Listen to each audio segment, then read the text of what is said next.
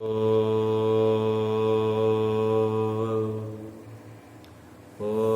सहना भवतु सहनौ भुनक्तु सह वीर्यं करवावहे तेजस्विनावधीतमस्तु मा विद्विषावहे।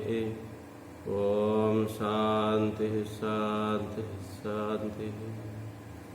हरि ओम। ओम भद्रं कर्णेभिः शृणुयाम देवाः भद्रं पश्येमाक्षभिर्यजत्राः स्थिरैरङ्गैः सुष्ठुवागंसस्तनूभिः व्यसेम देवहितं यदायुः। स्वस्ति न इन्द्रो बृहस्पतिः स्वस्ति न पूषा विश्ववेदाः स्वस्ति नस्तार्क्ष्यो अरिष्टनेमिः स्वस्ति न बृहस्पतिर्दधातु। ओम शांति शांति शांति। हरि ओम। मांडुक्य उपनिषदर 7 नंबर मंत्र आम मैंने देखा। नान्तः प्रज्ञं न बहिष्प्रज्ञं न उभयतः प्रज्ञं न प्रज्ञानघनं न प्रज्ञं न प्राज्ञं अदृष्टम् अव्यवहार्यम् अग्राह्यम् अलक्षणम् अचिन्त्यम् अव्यपदिश्यम् एकात्मप्रत्यसारः प्रपंचोपशमं शिवं शान्तं शिवम् अद्वैतं चतुर्थं मन्यन्ते स आत्मा स विज्ञेयः। सोऽयमात्मा अध्यक्षरमोङ्कारः अधिमात्रं पादामात्रा मात्रा च पादा अकारोकारमकार इति। जागृतस्थाणुवैश्वानरो अकार प्रथमा मात्रा आप्तेर्वा आदिमत्वात् आपनोति ह वै सर्वान् कामान् आदिश्च भवति य एवं वेद। स्वप्नस्थान तेजसोकार द्वितीया मात्रा उत्कर्षात् उभयत्वात् वा उत्कर्षति ह वै ज्ञानसन्ततिं समानश्च भवति नास्या ब्रह्मवित्कुले भवति य एवं वेद। सुषुप्तिस्थान प्राज्ञः मकार तृतीया मात्रा मिते अपिते वा मिनोति ह वा इदगं सर्वम् अपितिश्च भवति य एवं वेद।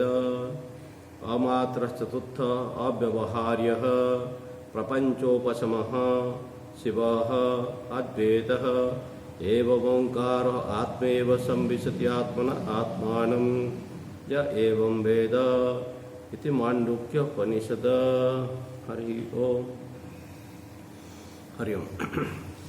आपण मानक आम ओंकार उपासना विषय कहूँ आपण मैंने ओंकार कौन अर्थ बुझीपारती न बुझीपारती। आम जो अर्थ वर्तमान दौरान सब हूँ हाइएस्ट मीनिंग। जदि आपण ये अर्थ ग्रहण करने असमर्थ किंतु आर उपासनार किसी लाभ पाइबापी चाहूँगी केवल मध्य ओंकार को जप करी तार शब्द को आम शुणिले हम आम अनुभव करवा आम देहर मूलाधार ठारू केमती से शब्द बाहर केमती आमर मस्तिष्क पर्यंत से आसी व्यापी जाऊँगी सेठू आरंभ हो मस्तिष्क लीन हो जाऊँगी। ये शब्दर तरंग को देखु देखु मनुष्य बहुत लाभ हम विशेषकर विद्यार्थी मानक ये बहुत उपकारी साधक मानक ये उपकारी। तेणु से कथा मुझे आगु आपन को कही बर्तमान आम गला काली आम पढ़ी अकार उपासना बा वैश्वानर उपासना बा सर्वात्म भाव प्राप्तिर उपासना ये कथा आम देखुले कहते जे कौन आम निजर कहू कहू आमर स्थितिटा कौन हवा कथा कहू कहू आपण हिमालय को देखिले जिंदी गोटे हिमालय गोटे जिनस प्रति आपण आसक्त हो रोना आपण दृष्टि हिमालय हजि जापरी कौन अकार कहू कहू जदि आमर ध्यान कौन सी वस्तु व्यक्ति ठार हजिगला वस्तु व्यक्ति ठारे आसक्त हो रहिले सी आ ध्यान हम ना से विषय ध्यान हम से पतन हम जे आमर दृष्टि सामान्य हो गला तेबे ताको हम कहूँ आमर चेतना अकार भाव विश्व वैश्वानर भाव को प्राप्ति होला बोली कहवा आउ से आम कहूँ जे कौन ना कौन साधना करवा ना ये सारा जगत रे केवल ईश्वरमय आपण जदि न बुझीपार तत्वतः तथापि भावनार भी देखु जमी मुझे कहती समर्थ रामदास जो शिष्य शिवाजी को लेकिन जाते कहले कौन ना शिष्य कहते मु सब कर दुनिया सब चली मो राज्य सब चली कहले गुरु कहले ये पत्थर खोल जो बेंगटी थिला ताकू खाइबा को किए देइछि पानी किए देइछि से केमती अच्छी अर्थात से से अन्य अहंकार भंग करने गर्व भंगाई से कथाटी कहते किंतु ताकू कौन ना गुरुंकर ये तत्व कौन थिला तत्व थिला जे कौन अरे सब समस्त को भोजन देवा वाला से ईश्वर शासन सबुठी अच्छी से ईश्वर कौन ना प्रत्येक कीट पतंग भितर मध्य से ईश्वर अच्छा तेणु ये जगत कौन केवल ईश्वरमय आम दृष्टि को टी व्यापक करवा आम साधारणतः भाव में आम दृष्टि बड़ क्षुद्र रही जाए आम दृष्टि एत क्षुद्र रही जाए जे केवल मु आ मोर दुई चारोटी कथा को छाड़िले आम आउ मन किसी विराट कथा विचार कर पारे ना सबुड़ा कहला सेगुड़ा शुणला बेलू कौन सेगुड़ा मोर कौन मिल कौन ये विश्व कथा ये देश देश कथा ये कौन विश्व कथा ये महाकाश कथा एगुड़ा कथा मोर कौन मिल आम दृष्टि से बाट को जाए मो घर मो संबंधी जो लोक जी से आम दृष्टि रोचे सेमती मोर वैश्वानर दृष्टि प्राप्त हेनी अकार भाव प्राप्त हेनी तेणु समष्टि आम अभिमान हाँ पड़ो जे कौन समष्टि अभिमान माने मुझे ये देहर मालिक जिन मु ये जगतर मध्य मालिक आपन को ये कहवाई मत सरल लगुच कहीं मुझे स्थित ना पहुँचे ना तेणु कौन मो द्वारा ये समस्त जगत व्यापिक अच्छी बोला काली जन कहते कौन क्या आपड़ तो चेयर बस आपण द्वारा से जगत कड़े सब व्यापिक रही मु कहले ये देहटी नुहे ये देहटी गोटे स्थूल देहटी मु कहले मुटा गोटे व्यापक जिनसटे ये देहरे केवल मु ना मु चारिआडे व्यापिक अच्छी अनेक थर आम विचार कले फिर मुझे पछक पलैबी सब मु ये तत्व को बुझे पारि ना तेबे कौन ना हाँ आम तीनोटी कथा कहते गोटे हूँ गोटे आमर जाग्रत अवस्था गोटे स्वप्न अवस्था गोटे सुसुप्ति अवस्था आ जाग्रत अवस्था बोले अभिमानी चेतन को आम विश्व कहते ये देह को जे मु मानुची आम विश्व कहते स्थूल देह को जे मु मानुची विश्व कहते ये सूक्ष्म शरीर को जे मु माने ताको तेजस कहते ये सुसुप्तिर शरीर को जे सुसुप्ति अवस्था को जे मु मानुची ताको प्राज्ञ बोली कहते विश्व तेजस प्राज्ञ ये व्यक्ति स्तर में आम कहूँ विश्व माने कौन देहटी की जे मु मानुची देहटी कहीं मु न मानुले देह रुहंता नहीं ये घरटी कहीं अभिमान न रही घरटी भांगी जाता ये देहटीर अभिमानी किए गोटे अच्छी से छाड़ी पलाऊे देह कौन ना पची सढ़ी जाऊे ए देह को जी मु मानुचे तेणु देह को मु मानुवा चेतना को आम कहूँ विश्व बोली कहूँ स्थूल देह को जी मु मानुता विश्व कहूँ स्वप्न देह को जी मानुचे मु बोली मानुचे आम कहूँ तेजस बोली स्वप्न देह को किए गोटे मु मानुचे स्वप्न गोटे देह भी अच्छी देखो गोटे कथा आज्ञा आपण ए खूब आराम से गोटे पेट आप खाई शोले आपन को टे शो शो आप स्वप्न आसीगला स्वप्न आपन को भोक भी हम एवं कौन से भोकरे भोक हे शोष हम से आपड़ पा पीबे खाइबे सब करेंगे अच्छा से किए खाइला किए पानी पीला ये तो देह ये तो फुल पेटे खाई पानी पीची से फिर आउ किए सेठे किए खाइला पानी पीला जी खाइला पानी पीला ये आपणकर बाहर ये स्थूल खाद्य पानी रे तार भोक मेंटिब ना ताकू से भाया तार सूक्ष्म काल्पनिक काल्पनिक ଖାଦ୍ୟ ଏବଂ ପାନୀୟ ତାକୁ ଦେବାକୁ ପଡ଼ିବ। ସେଠି ସେ ଗୋଟେ ସ୍ୱପ୍ନ ଅଭିମାନୀ ପୁରୁଷ, ଯିଏ ସେଠି କ୍ଷୁଧାର୍ଥ ଅନୁଭବ କଲା ବା ତୃଷାର୍ଥ ଅନୁଭବ କଲା, ସେ ଗୋଟେ ସ୍ୱପ୍ନ ଅଭିମାନୀ ପୁରୁଷ ବୋଲି ତାକୁ ଆମେ କହୁଛୁ। ଆଉ ସେ ସ୍ୱପ୍ନରେ ଯେଉଁ ଚେତନା ଅଛି ତାକୁ ଆମେ ତେଜସ କହୁଛୁ। କହିଲେ ଫେର ସୁଷୁପ୍ତି, ସୁଷୁପ୍ତି ଗୋଟେ ଅବସ୍ଥା କ'ଣ? ଆମେ ହାଲିଆ ହେଇଗଲେ, ଆଉ କ'ଣ ସବୁ ଇନ୍ଦ୍ରିୟ ଦ୍ୱାର ବନ୍ଦ ହେଇଗଲା, ଆମେ ସବୁ ଆମର ବିଚାର ଗୁଡ଼ାକ ସବୁ ବନ୍ଦ ହେଇଗଲା, ଆମେ ଶୋଇପଡ଼ିଲେ। ହମ୍ କିମପି ନ ଜାନାମି ସୁଖେନ ମୟା ନିଦ୍ରା ଆସିତ୍, ଆମେ କହୁଛନ୍ତି ସୁଷୁପ୍ତି ହେଲା। ଏ ସୁଷୁପ୍ତିରେ ମଧ୍ୟ ଜଣେ ଉଠିଲା ପରେ କହୁଛି ଓଃ ବଢ଼ିଆ ନିଦଟେ ହେଲା। କିଏ ଯିଏ କହୁଛି ସେ ଥିଲା କି ନାହିଁ, ସେ ଅନୁଭବ କରୁଥିଲା କି ନାହିଁ, ଏ ନିଦ ଟିକେ ଯିଏ ଅନୁଭବ କରୁଥିଲା ତାକୁ ଆମେ ପ୍ରାଜ୍ଞ ବୋଲି କହୁଛୁ। ତା ନାଁ ସେତେବେଳେ ପ୍ରାଜ୍ଞ ବୋଲି କୁହାହେଉଛି। ତେଣୁ ବିଶ୍ୱ, ତେଜସ, ପ୍ରାଜ୍ଞ ଏମିତି ଆପଣଙ୍କ ତିନୋଟି ନାଁ, ଏ କଥା ଆମେ ଆଗରୁ କହିଥିଲୁ। ଫେର ବିଶ୍ୱ ଯେମିତି ଗୋଟେ ବ୍ୟକ୍ତିର କୁ ନେଇକି ଆମେ ବିଶ୍ୱ କହୁଛନ୍ତି, ଦେହର ଅଭିମାନୀ ଚେତନ। ସେମିତି ଆମେ କହୁଛନ୍ତି ଯେ ଏ ବ୍ରହ୍ମାଣ୍ଡର ଅଭିମାନୀ ଚେତନ, ଏ ବ୍ରହ୍ମାଣ୍ଡଟାକୁ କି ଗୋଟେ ତାର ଦେହ ବୋଲି ମାନୁଛନ୍ତି, ତାଙ୍କୁ ଆମେ ବ୍ରହ୍ମାଜୀ ବୋଲି କହୁଛୁ। ସେ ବ୍ରହ୍ମାଜୀ ତାଙ୍କୁ ଆମେ କ'ଣ ନା ଏଇ ଚେତନାର ଭାଷାରେ ତାଙ୍କୁ କହୁଛୁ ବୈଶ୍ୱାନର ବୋଲି କହୁଛୁ।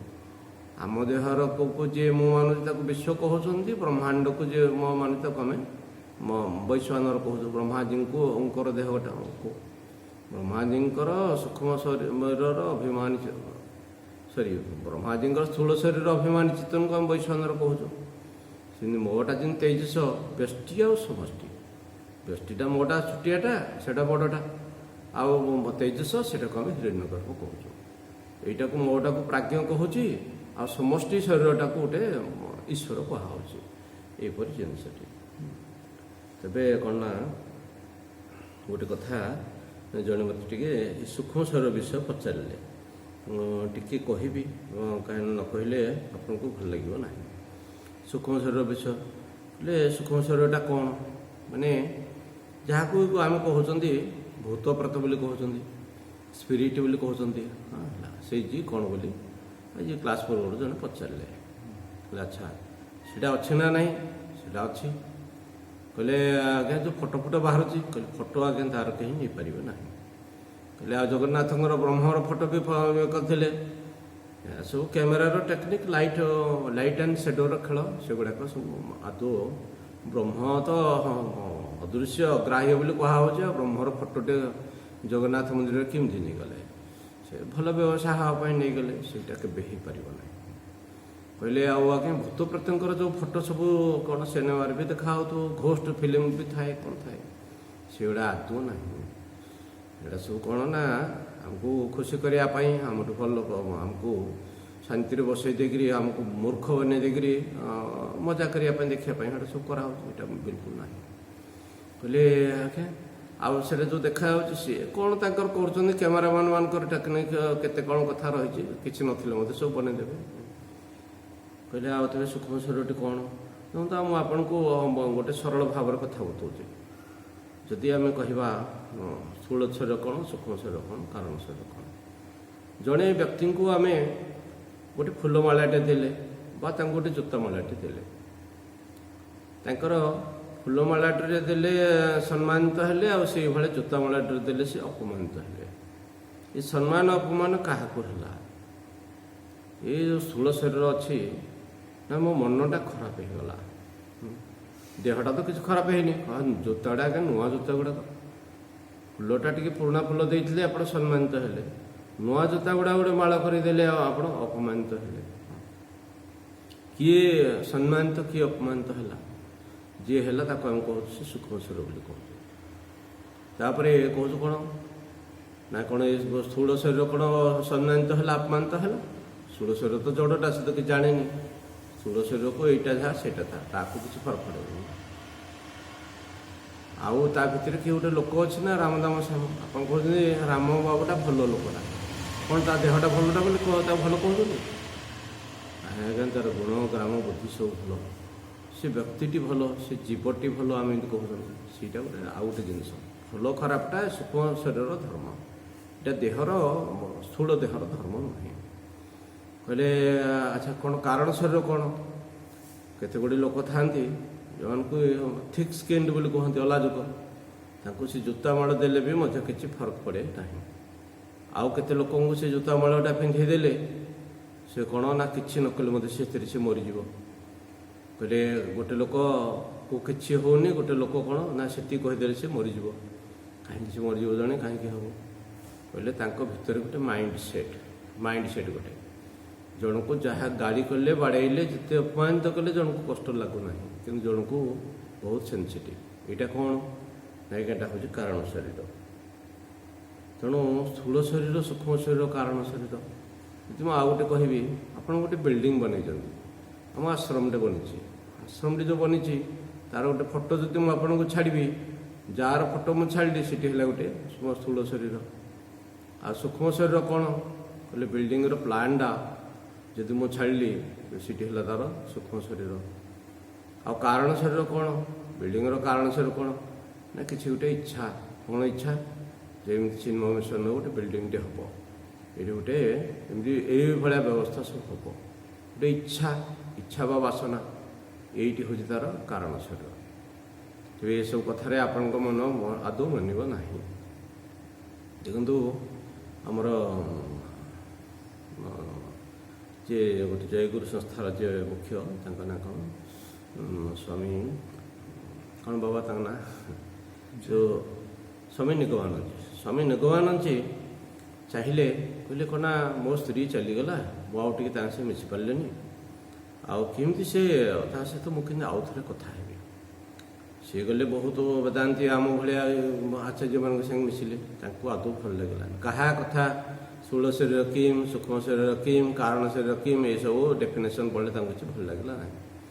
ଜଣେ ତାନ୍ତ୍ରିକ ପାଖକୁ ଗଲେ, ସେ କ'ଣ ତନ୍ତ୍ର ସିଦ୍ଧି କରିଦେଲେ, କରେଇକିରି ହେଲା କ'ଣ ନା ପ୍ରେତ ଆସିଲା, କଥାବାର୍ତ୍ତା ହେଲା, ସବୁ ଯାହା ଦୁଃଖ ସୁଖ ହେଲେ ଫେରି ଚାଲିଗଲା। ଏବଂ ସେ ସବୁଦିନ ଏଇ ପ୍ରକାର ଘଟଣାଟା ଚାଲିଲା। ଦିନେ ସ୍ୱାମୀ ନିଗମାନନ୍ଦଜୀ ଅନୁଭବ କଲେ, ଆଚ୍ଛା ଏ ପ୍ରେତ ଆସୁଛି କେଉଁଠି, ଫେରି ଯାଉଛି କେଉଁଠି? କହିଲେ ପ୍ରେତ ତ ମୋ ଦେହରୁ ବାହାରିଲା, ଫେରି ମୋ ଦେହରେ ଆସିକରି ଫେରି ଲୀନ ହେଇଗଲା। ତେବେ ଘରେ ଏତେ କଥା ମୁଁ ଯାହାକୁ ଖୋଜୁଥିଲି ସେ ମୋ ଭିତରୁ ବାହାରିକିରି ମୋ ଭିତରେ ଲୀନ ହେଉଛି। ପ୍ରେତ ବୋଲି କହିଲେ ମୁଁ ଆଉ ବାହାରୁ କୁଆଡ଼ୁ ଆସିନି। ହଁ, ଜଣେ କହୁଥିଲେ ଯେ କ'ଣ ନା ଆଜ୍ଞା ଫଟୋଟା ପ୍ରେତର ଦେଖାଯିବ କି ନାହିଁ? କହିଲେ ଏଇଟା ଗୋଟେ ମନର ଜିନିଷ, ଏଇଟା ଗୋଟେ ସୂକ୍ଷ୍ମ ଜିନିଷ, ତାକୁ କ'ଣ ମନ ହିଁ ରିସିଭ୍ କରିପାରିବ, ଫଟୋ ଆପଣ ନେଇପାରିବେନି। ହେଲେ ସେ ମୋ ଭିତରୁ ବାହାରିଲା, ମୋ ଭିତରେ ଆସି ଲୀନ ହେଲା, ମୋ ଭିତରୁ ବାହାରିଲା, ମୋ ପାଖେ ବସିଲା, ଆଉ ମୁଁ ଭାବର ଆଦାନ ପ୍ରଦାନ କଲି, ମୋ ଭିତରେ ଆସି ଲୀନ ହେଇଗଲା। ସେପରି ତନ୍ତ୍ର ବିଦ୍ୟାକୁ ଛାଡ଼ି କହିଲେ ମୁଁ କିଏ? ଆରେ ମୋ ଭିତରୁ ଯଦି ସବୁ କଥା ହେଉଛି, ଆପଣ ଆମ ପାଠ ପଢ଼େଇଲେ ଆପଣ କହିବେ ସ୍ୱାମୀଜୀ ମାନେ କିଛି ଜାଣନ୍ତି ନାହିଁ। କହିଲେ ଆମେ ରାମାୟଣ ଭାଗବତ ପଢ଼ୁଛୁ, କେଡ଼େ ସୁନ୍ଦର କଥା କାହାଣୀ, ସେଇଟା ହେଉଛି ଗୋଟେ ସବଷ୍ଟାନ୍ସ, ଗୋଟେ ସ୍ଥୂଳ କଥା। ଏଇଟା ଗୋଟେ ସ୍ଥୂଳ କଥା ନୁହେଁ, ଆ କଥା ସେମିତି କୁହାଯାଇ ପାରିବନି। ତେବେ କ'ଣ କି ଆପଣ କହିବେ ଆଜ୍ଞା ଗୋଟେ ଲୋକ ମରିଗଲେ ତା ଦେହରୁ ଯେଉଁ ପ୍ରେତାତ୍ମାଟା ପଳାଉଛି ତା'ର ଆକାରଟା କେମିତିଆ? ଆଉ କିଏ କହନ୍ତି କ'ଣ ଗୋଟେ ଲାଇଟ୍ଟେ ଭଳି ପଳେଇଲା। ନାଇଁ, ଲାଇଟ୍ ନୁହେଁ କି ସାଉଣ୍ଡ ନୁହେଁ କି ହିଟ୍ ନୁହେଁ କି କିଛି ନୁହେଁ। କହିଲେ କ'ଣ ତ ଗୋଟେ ପଳେଇଲା। ଗୀତାରେ କୁହାହେଉଛି କ'ଣ ବାୟୁର୍ଗନ୍ଧା ନିବାସୟାତ୍, କହିଲେ ଗୋଟେ ଫୁଲରୁ ବାୟୁ ଯେଉଁ ଗନ୍ଧ ଟିକେ ଯେମିତି ପଳେଇବାଟା, ଯେମିତି ସୂକ୍ଷ୍ମ ଶରୀର ପଳେଇବାଟା ସେମିତି ଜିନିଷଟେ। ଆଚ୍ଛା, ତେବେ କ'ଣ ନା ବାୟୁରୁ ଗନ୍ଧ ଟିକେ ପଳେଇଲା, ସେ ଯେଉଁ ଗନ୍ଧ ଟିକେ ପଳେଇଲା ତା'ର ଆକାରଟା କ'ଣ? ସେ ଗନ୍ଧ ତ ଏ ଛୋଟିଆ ଜାଗାରୁ ଆଜ୍ଞା ଗନ୍ଧ ଟିକେ ଏଠୁ ପଳେଇଲେ ସେ କ'ଣ ଗୋଟିଏ ଦିଗରେ, ଆପଣ ଯେଉଁ ସିନେମାରେ କି ଟିଭିରେ ଦେଖୁଥିବେ ଏ ସାଙ୍ଗରେ ପଳେଇଲା, ସେମିତି କ'ଣ ଗନ୍ଧ ଗୋଟେ ସେମିତି ପଳେଇବ? ଗନ୍ଧ ଯଦି ଏଇଠୁ ଯିବ ସେ ବିସ୍ତାର ହେଇକରି ଯିବ, ଗୋଟେ ତରଙ୍ଗ ଆକାରରେ ସେ ଯିବ ନା ଗୋଟିଏ ଦିଗରେ ଗନ୍ଧଟା ପଳେଇବ? ହଁ, ଗୋଟେ ତରଙ୍ଗ, ଗୋଟେ ୱେଭ୍ ଯେମିତି ଗୋଟେ ଜାଗାରୁ ବାହାରିକିରି ଆଉ ଗୋଟେ ଜାଗାକୁ ଯାଉଛି। ବର୍ତ୍ତମାନ ମୋ ଦେହରୁ ଗୋଟେ ଲାଇଟ୍ର ଗୋଟେ ତରଙ୍ଗ ଆପଣମାନଙ୍କ ଦେହରେ ଯାଉଛି, ଆପଣ ପାଖକୁ ପହଞ୍ଚୁଛି। ଆଉ ଜଣେ ଯଦି କେହି ଚାହିଁବ ତାକୁ ରିସିଭ୍ କରିବା ପାଇଁ, ସେଠି ମଧ୍ୟ ତାକୁ ସେ ରିସିଭ୍ କରିପାରିବ। ଆଜ୍ଞା କହିବେ ଯେ ଏଇ ଆଟମୋସ୍ଫିୟର କେତେଟା ତରଙ୍ଗ ଅଛି? ବହୁତ ଗୁଡ଼ିଏ ୱେଭ୍ ଅଛି। ପ୍ରତ୍ୟେକ ୱେଭ୍ର କିଛି ଗୋଟେ କ୍ୟାରେକ୍ଟରିଷ୍ଟିକ୍ ଅଛି। प्रत्येक वेवर निर्दिष्ट भाव गोटे फ्रिक्वेन्सी अच्छी तार गोटे वेवलेंथ अच्छी V equal to N lambda बोली कहते गोटे तरंगर ये प्रकार तार गुण अच्छे किंतु से तरंग समुद्र रे जो तरंग कथा होची सेमती भी भावतु नहले एठू जो पिक्चर वेव जाउ ता कथा भावतु मो देहरु जो पिक्चर वेवटा गला आपण रिसीव कला गोटे मो और आकार आपण गोटे पाइले एटमोस्फियर तार आकारटा कौन अच्छे आप किसी कहीपर ना अव्यक्त हो गला आपण यदि मत सब अनेक लोक ये प्रश्न पचारते कि सूक्ष्म शरीर आकारटा कौन सीटा तो अव्यक्त सीटा तो मो देहरु ए जो तरंग गला से तरंगर आकार कौन आपण कहीपर सूक्ष्म शरीर आकार कहीं कहीपर मो बहुत महात्मा मान पछरे पड़ी पचारि से मैंने आड़ साड़ू कहे कि कहीं से कथा ये विषय कहीं कौन कहते ना तार आपण पढ़े जैन दर्शन पढ़े अनेक सस्ता बही पढ़े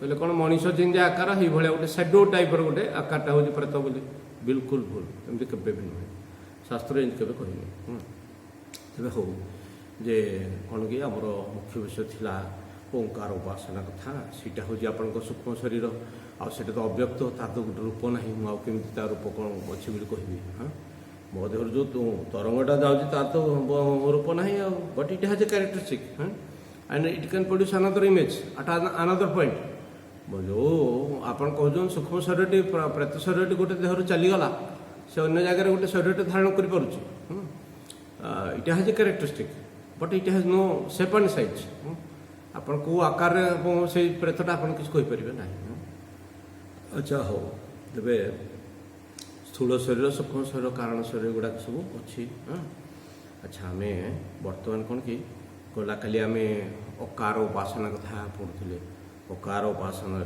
महताम महताम प्रथमश्च भवति कहले जिते ज्ञानी गुणी लोकों भितर जे अकार साधना करुची से कौन ज्ञानी गुणी लोकों भितर से एक नंबर हो कहुच्छी आहरी आपन को कारिका पढ़ेबी यही जो जिनस को गौड़पादाचार्य केमती बतई से कहते महामुनि बोले वंद्यश्चैव महामुनि ही एमती कथा ये 12टी मंत्र मुझे पढ़ी सारापर तापर गौड़पाद संबंध जो कारिका अच्छे 29टी कारिका तार एक्सप्लेनेशन आप देखिए बोले जे अकार जार सिद्धि गला से गोटे महामुनि बोली महापुरुष बोली महामननशील व्यक्ति बोली कहुए गोटे सहज कथा नुहे तेज आम कले कि लाभ पाइबा तेज 10 नंबर मंत्र को आम जा स्वप्न स्थान तेजस उकार द्वितीय मात्रा उत्कर्षाद भयत्वात् उत्कर्षति हवैज्ञान संततिम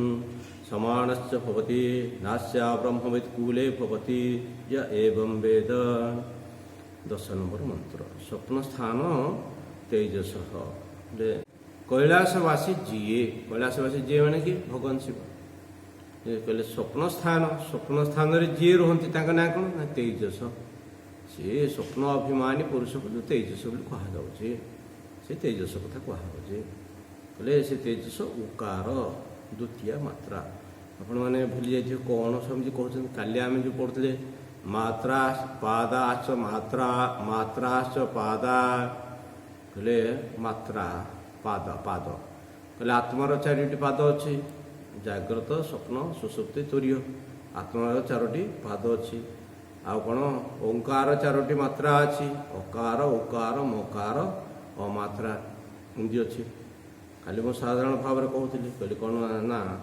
अकार हूँ कौन आमर जाग्रत अवस्थार सिंबल हूँ अकार स्वप्न अवस्थार सिंबल हूँ उकार सुसुप्ति अवस्थार सिंबल हूँ मकार आउ तुरीय अवस्थार सिंबल हूँ अमात्रा ये से कथा कह स्वप्न स्थान तेजस उकार कहले आम उकार कहू कौन बुझा ना आमर सूक्ष्म शरीर कथा बुझा आमर ना समष्टि सूक्ष्म शरीर कथा आम बुझा कहू आमर गोटे सूक्ष्म शरीर अच्छी गोटे समष्टि सूक्ष्म शरीर सेमती अच्छी समष्टि सूक्ष्म शरीर आम ताको आम बुझा कहले द्वितीय मात्रा मात्राकार मात्रा माने ओंकार मात्रा कहले उकारटा हूँ ओंकार द्वितीय मात्रा प्रथम मात्रा है अ द्वितीय मात्रा है उ तृतीय मात्रा है म चतुर्थटा हूँ अ मात्रा ତେଣୁ ଦ୍ୱିତୀୟ ମାତ୍ରା କହିଲେ ମାନେ ଆମେ ଯେଉଁ କହୁଥିଲେ କାହିଁକି ସେ ଆତ୍ମାକୁ ଆମେ ଓଙ୍କାର ସାଙ୍ଗରେ କମ୍ପେୟାର କରିବା। ଏବେ ତ ସେଇଆ ଚାଲିଛି, ସେ ଓଙ୍କାର କହିଲେ କିନ୍ତୁ ଆମେ ଆତ୍ମା କଥା ବୁଝିବା ସେ କଥା ଏବେ ଚାଲିଛି। ସେ କହୁଛି ଯେ କହିଲେ ଆପଣମାନେ କ'ଣ ସୂକ୍ଷ୍ମ ଶରୀର ଅଭିମାନୀ ସମଷ୍ଟି ସୂକ୍ଷ୍ମ ଶରୀର ଅଭିମାନୀ ଚେତନ, ତାକୁ ଆପଣ ବୁଝନ୍ତୁ ବୋଲି ଏଠି କହୁଛନ୍ତି। କହିଲେ ଏମିତି କାହିଁକି ନିଆଗଲା? ଆପଣ ସମଷ୍ଟି ସୂକ୍ଷ୍ମ ଶରୀର ଅଭିମାନୀ ଚେତନକୁ ଉକାର କାହିଁକି ନିଆଗଲା? କହୁଛନ୍ତି କ'ଣ ଉତ୍କର୍ଷାତ୍ ଉଭୟତ୍ୱାତ୍ ବା କ'ଣ ଗୋଟେ କଥା ସମାନ ଅଛି ଯେ ଆପଣ ଆତ୍ମାର ସେ ଦ୍ୱିତୀୟ ପାଦକୁ ଉକାର କାହିଁକି ନେଉଛନ୍ତି? କହିଲେ ଉତ୍କର୍ଷାତ୍ ଉଭୟତ୍ୱାତ୍ ବା ଉତ୍କର୍ଷାତ୍ ମାନେ କ'ଣ? ଅପେକ୍ଷା ହେଉଛି ଉତ୍କର୍ଷ, ମାନେ ତା ସାଉଣ୍ଡଟା ହେଉଛି ହାଇ ପିଚ୍।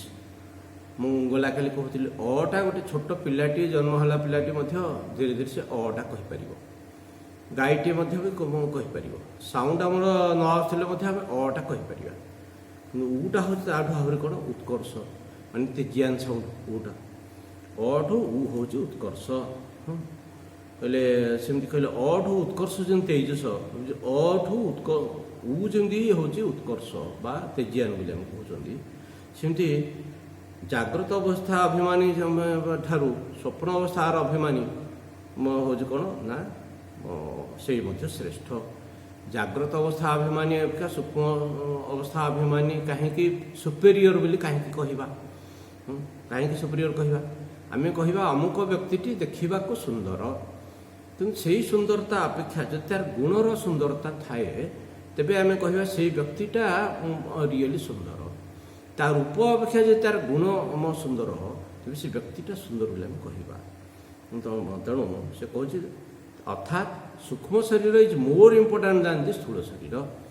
ସ୍ଥୂଳ ଶରୀର ସେ ସାଧୁର ଯେମିତି ଚୋରର ମଧ୍ୟ ସେମିତି ହେଇପାରେ, କିନ୍ତୁ ସୂକ୍ଷ୍ମ ଶରୀର ଦେଖିଲା ବେଳକୁ ଆପଣ ଗୋଟେ ଅରୂପ ଥିବା ଲୋକ ଅଷ୍ଟାବକ୍ରଙ୍କ ଭଳିଆ କେଉଁ ବ୍ୟକ୍ତି ହେଇପାରେ।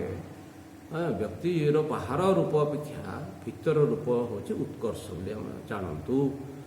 ଯେମିତି ଉଟା ଅଠୁ ଉତ୍କର୍ଷ, ସେମିତି ଆମର ଭିତରର ଯେଉଁ ଗୁଣ ସୁନ୍ଦରତା ଅଛି ଅଷ୍ଟାବକ୍ରଙ୍କର ଭିତରର ଶରୀରଟା ସେ ତାଙ୍କର ବାହାରଠୁ ମଧ୍ୟ ଉତ୍କର୍ଷ ବୋଲି ଆପଣ ଜାଣନ୍ତୁ। ତେଣୁ ଉତ୍କର୍ଷାତ୍ ଉଭୟତ୍ୱାତ୍ ବା ମାନେ କ'ଣ? ଆଉ ମ ଭିତରେ ଉଟି ରହୁଛି। ଜାଗ୍ରତ ସ୍ୱପ୍ନ ସୁଷୁପ୍ତି, ଜାଗ୍ରତ ଆଉ ସୁଷୁପ୍ତି ଭିତରେ ସ୍ୱପ୍ନ ଅବସ୍ଥା ଗୋଟେ ରହୁଛି। ତେଣୁ କହିଲେ ଯେମିତି ମଝିରେ ରହିଲା, ସ୍ୱପ୍ନ ଅବସ୍ଥା ମଧ୍ୟ ଏମିତି ମଝିରେ ରହିଲା। କହିଲେ ଏ ଦୁଇଟା ଯାକ ସମାନତା ଅଛି। ଆହୁରି କହିଲେ କ'ଣ ଜାଗ୍ରତ ଅବସ୍ଥାର ଯେଉଁ ଶରୀରଟା ଗୋଟେ ଇନ୍ଦ୍ରିୟ ଗ୍ରାହ୍ୟ ଶରୀର, ଆଉ ସୁଷୁପ୍ତି ଅବସ୍ଥାର ଯେଉଁ ଶରୀରଟା ଆପଣ ସିନା ଦେଖୁଛନ୍ତି ଯେଉଁ ଶରୀର ସେଇଟା ନୁହେଁ, ଆମେ ତାକୁ ପ୍ରାଜ୍ଞ କହୁଛୁ। ସେ ପ୍ରାଜ୍ଞଟା ବିଲକୁଲ ଅବ୍ୟକ୍ତ, ଦେଖାଯିବନି। ଗୋଟେ ଇନ୍ଦ୍ରିୟ ଗ୍ରାହ୍ୟ ଆଉ ଗୋଟେ ହେଉଛି କ'ଣ ନା ଅବ୍ୟକ୍ତ। ତା ମଝିକା ଯେଉଁ ସୂକ୍ଷ୍ମ ଶରୀରଟା ଯେଉଁ ଜିନିଷଟା ହେଲା ସେଇଟା ହେଲା ତାର ମଝିରେ ରହିଲା। ସୂକ୍ଷ୍ମ ଶରୀରର ରୂପଟା ସ୍ଥୂଳ ଆଉ କାରଣ ଶରୀରର ମଝିରେ ରହିଲା।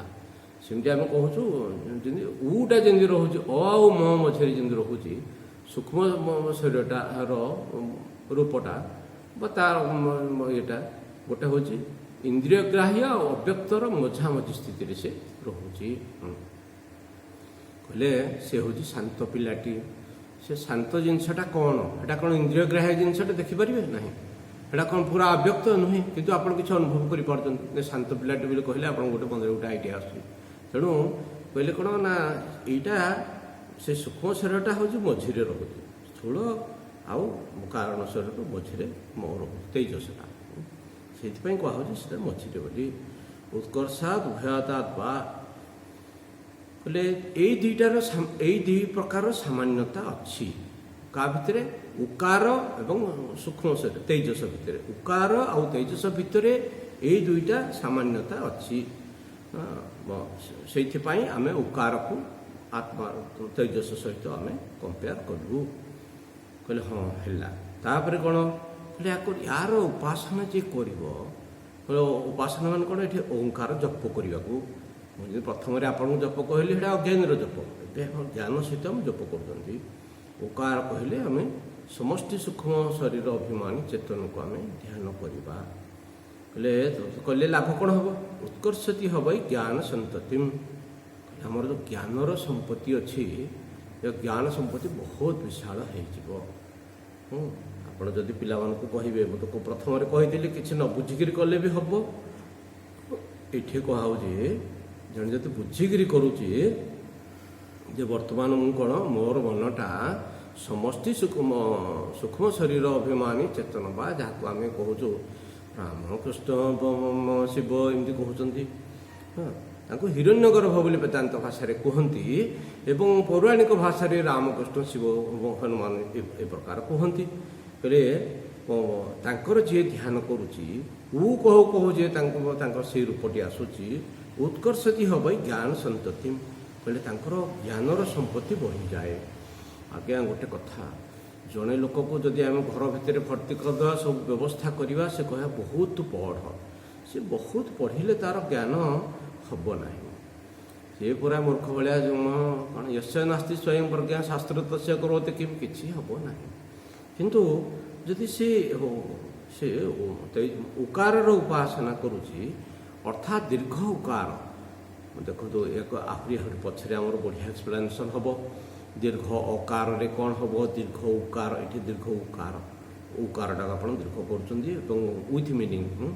ଉତ୍କର୍ଷତି ହେବ ଜ୍ଞାନ ସନ୍ତତି। ଆପଣ ପ୍ରଜ୍ଞାବାନ ହେବେ, ପ୍ରଜ୍ଞା ଚକ୍ଷୁ ସମ୍ପନ୍ନ ହେବେ।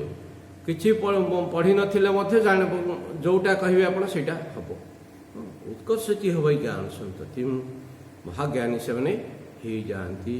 ଯେମିତି କାଳିଦାସ ଜ୍ଞାନୀ ହେଲେ, ଯେମିତି ପାଣିନି ଜ୍ଞାନୀ ହେଲେ। କାଳିଦାସ ତ ମହାମୂର୍ଖ ଥିଲେ, କିନ୍ତୁ ମା କାଳୀଙ୍କର ଉପାସନା କରି ସେ କାଳିଦାସ ଏମିତି ବିଶିଷ୍ଟ ଜ୍ଞାନୀ ହେଲେ।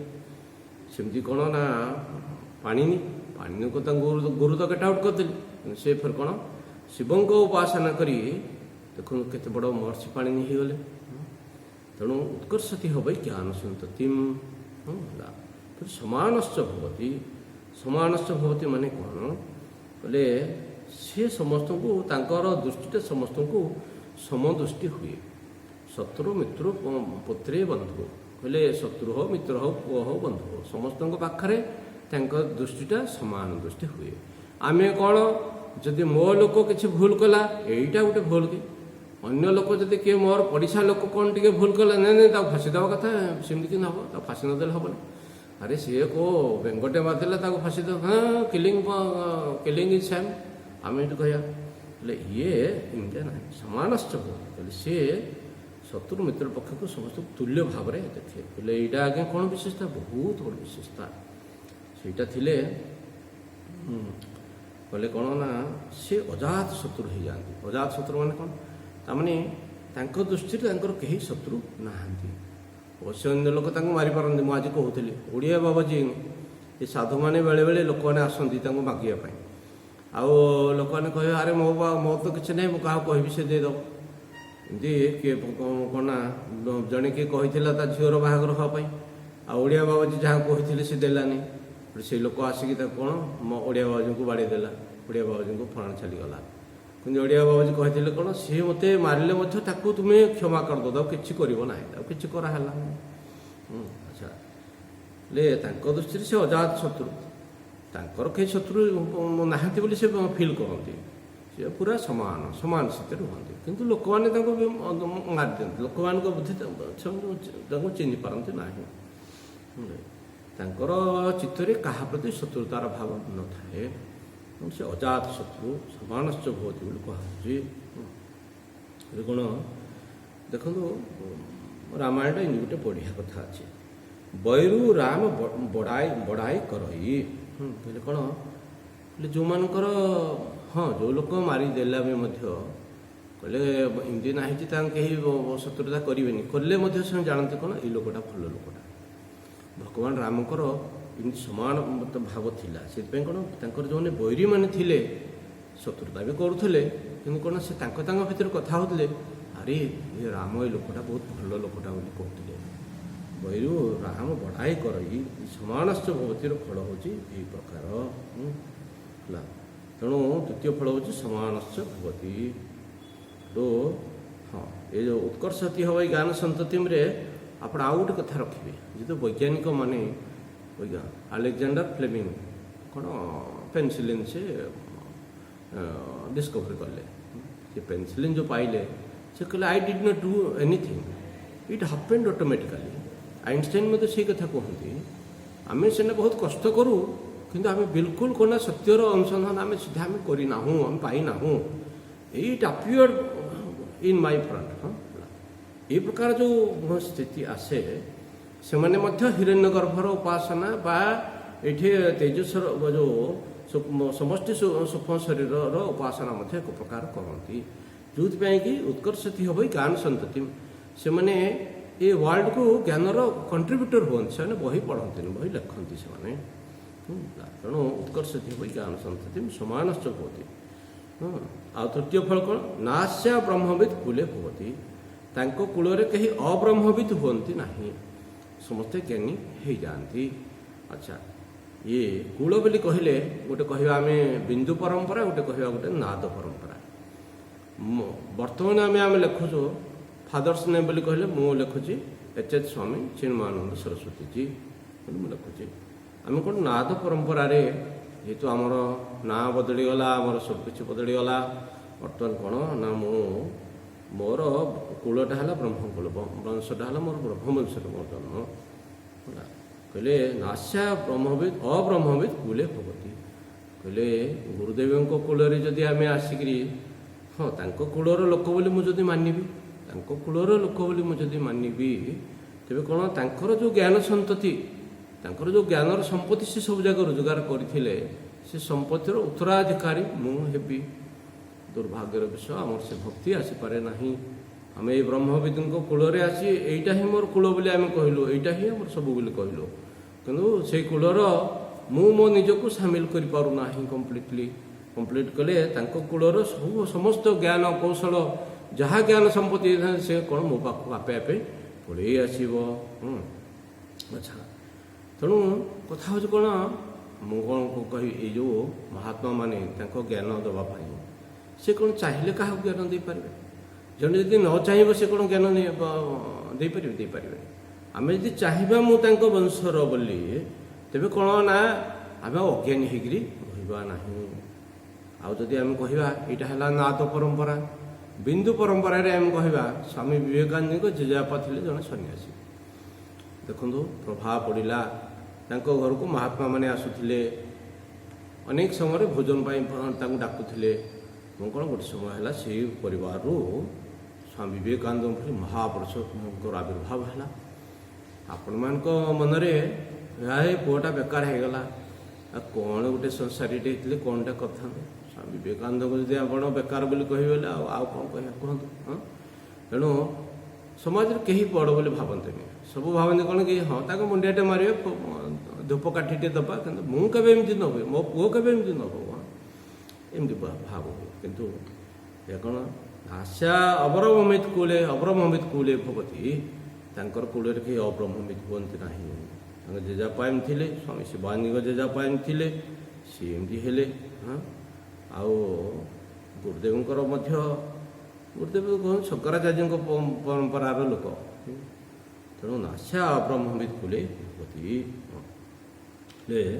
ତେଣୁ ଆମେ ଏ ପ୍ରକାର ଏଇ ଯେଉଁ ସମାନଶ୍ଚ ଭବତି, ଏଥିରେ ଆଉ ଗୋଟେ ଭଲ କଥା ଯେ ସେ ସର୍ବପ୍ରିୟ ହୁଅନ୍ତି। ସେଥିପାଇଁ ଆମ ସନ୍ନ୍ୟାସ ପରମ୍ପରାରେ ସନ୍ନ୍ୟାସୀମାନଙ୍କ ନାଁ ମଧ୍ୟ ସର୍ବପ୍ରିୟାନନ୍ଦ ବୋଲି ମଧ୍ୟ ରଖନ୍ତି, ସର୍ବପ୍ରିୟାନନ୍ଦ ରଖନ୍ତି ହେଲା।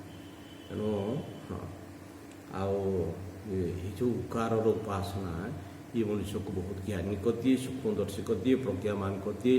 କାହିଁକି ନା ଆମର we live at the source, ମୁଖ୍ୟ ସ୍ରୋତ ସହିତ ଆମେ ଡାଇରେକ୍ଟ ହଟଲାଇନ୍ କନେକ୍ସନ୍ ଆମର। ତେଣୁ ଆମେ କ'ଣ ନା ଜ୍ଞାନର ଡାଇରେକ୍ଟ ଜ୍ଞାନ ସୋର୍ସ ସହିତ ଆମେ ଲିଙ୍କ୍ କରିଯାଉ। ତେଣୁ କହିଲେ କ'ଣ, ଆଉ ଏମିତି ବ୍ୟକ୍ତି ତାକୁ ଶାନ୍ତି ବିରାଜମାନ ହୁଏ। ଆଉ ଶାନ୍ତି ବିରାଜମାନ ହେବାରୁ ସବୁପ୍ରକାର ସଦ୍ଗୁଣ ଆସିଯାଏ। ବୋଲେ ତା'ର କାମନାର ଶାନ୍ତି ହେଇଯିବାରୁ ତା'ର ବ୍ରହ୍ମଚର୍ଯ୍ୟର ସିଦ୍ଧି ହେଇଯାଏ, ତା'ର ଲୋଭର ଶାନ୍ତି ହେଇଯିବାରୁ ତା'ର ବୈରାଗ୍ୟର ଗୁଣ ଆସିଯାଏ। ତାର କ୍ରୋଧର ଶାନ୍ତି ହେଇଯିବାରୁ ତାର ଅହିଂସା ଧର୍ମ ଆସିଯାଏ। କହିଲେ କ'ଣ କ'ଣ ଜ୍ଞାନ ନାହିଁ, ସଦ୍ଗୁଣ, ହଁ ସच्चरित्र, ଏଗୁଡ଼ିକର ସିଏ ଭଣ୍ଡାର ବନିଯାଆନ୍ତି। ଏମିତି ସେ ଉକାର ଉପାସନାର ଏପରି ଆଉ ମକାର ଉପାସନା ଔମ, ଆଚ୍ଛା ସମୟ ଆଜି ହେଇଛି ଆଉ ମକାର ସାରିପାରିବେ ନାହିଁ। ଏଠି ଯେମିତି ଆମେ ଅକାରଟାକୁ ଜାଗ୍ରତ ଅବସ୍ଥା ସହିତ, ଉକାରଟାକୁ ସ୍ୱପ୍ନ ଅବସ୍ଥା ସହିତ, ମକାରଟାକୁ ଯେମିତି ସୁଷୁପ୍ତି ଅବସ୍ଥା ସହିତ ଆମେ ତାକୁ କମ୍ପେୟାର କରିବା ନାହିଁ, ସେ କମ୍ପେୟାର ହେଇକରି ଅଛି ଅଲରେଡ଼ି, ଆମେ ଜାଣିବା। ଆଉ କହିଲେ କ'ଣ କହୁ କହୁ ଦେଖନ୍ତୁ ସେଇଟା ଆପଣଙ୍କର ଅଟା ଆସିକରି ଉରେ ମର୍ଜ ହେଇଯାଏ। ଆପରେ ଆପଣ ବେଶୀ ସମୟ କହିଗଲେ ସେ କ'ଣ ଫେରେ ଆସି ମରେ ଆସି ମର୍ଜ ହେଇଯାଏ। କିନ୍ତୁ ଆମ ଜାଗ୍ରତ ଅବସ୍ଥା କ'ଣ ସ୍ୱପ୍ନ ଅବସ୍ଥାରେ ମର୍ଜ ହେଇଯାଏ, ସ୍ୱପ୍ନ ଅବସ୍ଥା ମଧ୍ୟ ସେଇ ସୁଷୁପ୍ତିରେ ମର୍ଜ ହେଇଯାଏ। ଆପଣ ଜାଗ୍ରତ ଅବସ୍ଥା ଦିନ ଯାଅ ଆପଣ କାମ କରୁଛନ୍ତି, ଆପଣ ଯେତେବେଳେ ଯାଇକି ଖଟରେ ପଡ଼ିଲେ ସେତେବେଳେ କ'ଣ ଗୋଟେ ଡ୍ରିମ୍ ଷ୍ଟେଟ୍ ଟିକେ ଆସିବ। ତାପରେ କ'ଣ ଆପଣ ଫେରେ କ'ଣ ସୁଷୁପ୍ତିକୁ ଚାଲିଯିବେ। ଯେମିତି ଆସି ଉରେ ମର୍ଜ ହୁଏ, ଆସି ମରେ ମର୍ଜ ହୁଏ, ଜାଗ୍ରତ ଆସି ସ୍ୱପ୍ନରେ, ସ୍ୱପ୍ନ ଆସି ସୁଷୁପ୍ତିରେ ମର୍ଜ ହୁଏ। ତେଣୁ ସେ କୁହାହେଉଛି ଯେଉଁଟା ସୁଷୁପ୍ତି ଅବସ୍ଥା ସେଇଟା ମକାର ବୋଲି କୁହାଯାଉଛି। ଆଉ କ'ଣ ଏ ମକାର ଉପାସନାରେ ଆମର ଈଶ୍ୱରତ୍ୱର ଭାବ ସିଦ୍ଧି ହେବ, ସର୍ବଜ୍ଞତାର ଭାବ ସିଦ୍ଧି ହେବ। ଆମେ ବହୁତ ବଡ଼ ଫଳ ସୁଷୁପ୍ତି ସ୍ଥାନ ପ୍ରାଜ୍ଞ ମକାର ତୃତୀୟା ମାତ୍ରା ମିତେ ଅପିତେ ବା ମିନତି ହବା ଇଦଗମ୍ ସର୍ବମ୍ ଅପିତିଶ୍ଚ ଭବତି ୟ ଏବଂ ବେଦ। ଏଥିରେ କ'ଣ ହୁଏ ଜାଣିଛନ୍ତି? କହିଲେ ଆପଣ ସଂସାରକୁ ମାପି ଦେଇପାରିବେ, ଆପଣ ସଂସାରକୁ ମାପି ଦେଇପାରିବେ। ମିତେ ମାନେ କହିଲେ, ମିତେ ମାନେ ନିୟତେ ଅନୟା, ମିତେ ମାନେ ମାପି ଦେବା। କେମିତି ମାପି ଦେଇପାରିବ? ମାନେ ଆପଣ ସଂସାରକୁ ମାପି ଦେଇପାରିବେ, କେଉଁଟା କ'ଣ ଆପଣ ଜାଣି ଦେଇପାରିବେ। ସେ ସୃଷ୍ଟିର ସୂକ୍ଷ୍ମ ତତ୍ତ୍ୱକୁ ଜାଣି ଦେଇପାରୁଛି।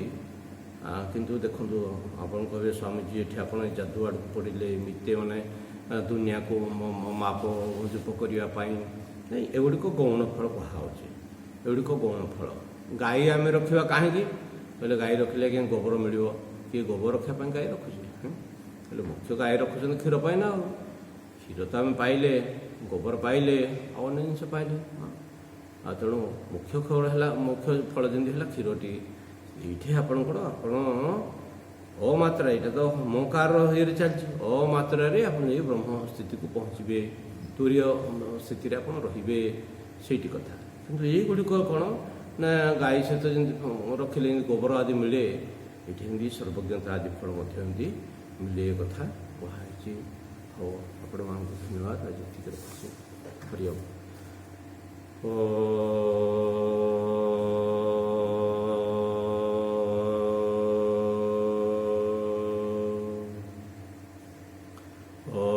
पूर्णमदः पूर्णमिदं पूर्णात् पूर्णमुदच्यते पूर्णस्य पूर्णमादाय पूर्णमेवावशिष्यते। ओम शांति शांति शांति।